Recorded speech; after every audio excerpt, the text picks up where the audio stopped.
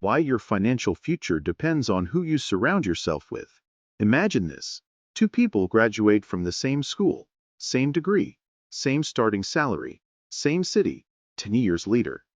One is financially independent, investing, building businesses, thinking long term.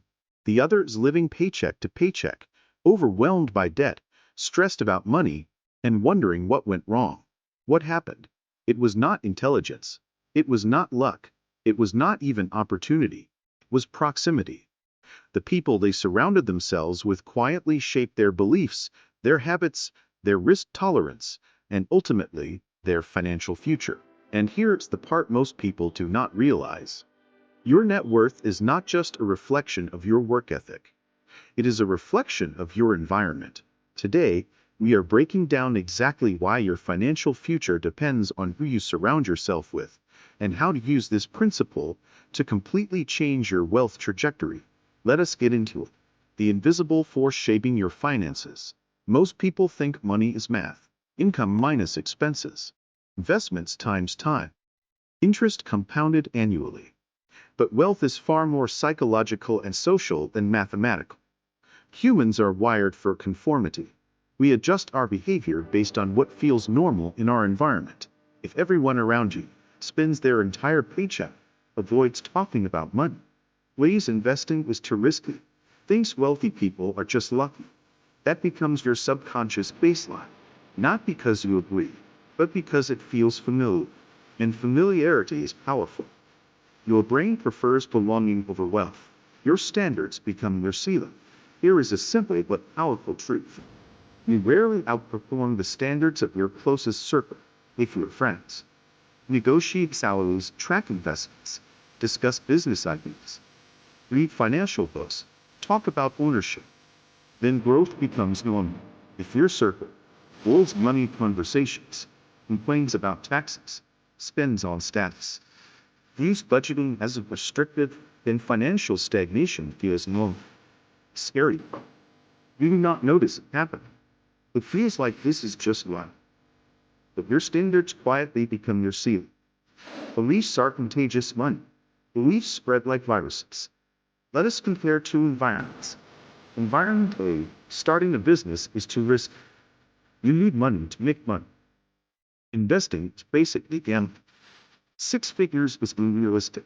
Environment B, there is always a way to increase income. Ownership creates leverage. Long-term investing beats short-term fear. We can figure it out. Over time, your internal dialogue mirrors what you hear repeated. You begin to adopt their fears, their confidence, their limitations, their ambition. And since beliefs drive decisions, and decisions drive results, your circle quietly programs your financial future. Risk tolerance is socially conditioned. Wealth requires intelligent risk, not reckless risk, calculated risk. Starting something, investing early, negotiating higher, leaving comfort for growth. But risk feels terrifying if no one around you models it. If your entire environment values safety above growth, you will feel guilt, fear, and isolation, though when stepping outside that norm. However, if you are surrounded by people who invest consistently, start side businesses, discuss new ideas, celebrate calculated risk, then growth feels safe. Psychological safety changes everything. Your circle either encourages expansion or reinforces caution, and caution compounds just as powerfully as growth. Opportunity flows through networks. Most wealth-building opportunities do not appear publicly. They move privately, through conversations, through introductions, through referrals. You rarely see. Looking for business partner with ambition and discipline. High-level investment opportunity open to strangers. Instead, opportunities flow through trusted relationships. Your proximity determines your exposure. If your circle is growth-oriented, connected, curious, forward, thinking, you gain access to ideas, mentorship, deals, knowledge shortcuts. If your circle is limited in ambition, your exposure shrinks, not because you are not capable, but because you are not in the rooms where growth conversations happen. Emotional normalization of income. Here is something rarely discussed. Income levels become emotionally normalized. If no one in your circle earns above $60,000, then $100,000 feels extraordinary. If everyone in your circle earns six figures, then $60,000 feels restrictive. It is not about ego. It is about expectation. Your mind calibrates what is possible based on proximity. You begin to subconsciously think, this is what people like us make. And that phrase, people like us, determines everything. Change your definition of first, and you change your perceived ceiling. Spending behavior is socially reinforced. Spending habits are contagious. If your circle vacations impulsively, upgrades cars frequently, chases status purchases, uses credit casually, you will feel pressure to match that lifestyle. If your circle invests before spending, values assets over liabilities, talks about long-term strategy, lives below their means, you will feel empowered to delay gratification. We underestimate social pressure. Even subtle comments like, you only live once. Treat yourself. Why are you saving so much? Shape long-term outcomes. Accountability overlives performance. When you are surrounded by high standards, you rise. If your peers track net worth, share investing needs, set quarterly financial goals, review progress, you naturally elevate, not because you are competing, but because growth becomes the norm. However, in stagnant environments, there is no measurement, no urgency, no shared ambition, and without accountability, comfort tips over. The five people effect. You have heard it too. You are the average of the five people you spend the most time with. Let us break that down financially. Average, income expectations, investment knowledge, risk tolerance, financial literacy, spending discipline, ambition. If your five closest contacts avoid growth, your risk, dismiss ambition, your financial trajectory narrows. If they think long-term, discuss assets, value ownership, take action, your trajectory expands. Environment compounds, just like capital. This is not about cutting people off.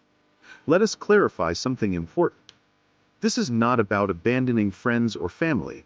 It is about intentional exposure. You can love people and still expand your circle. You can maintain relationships and still seek growth rooms.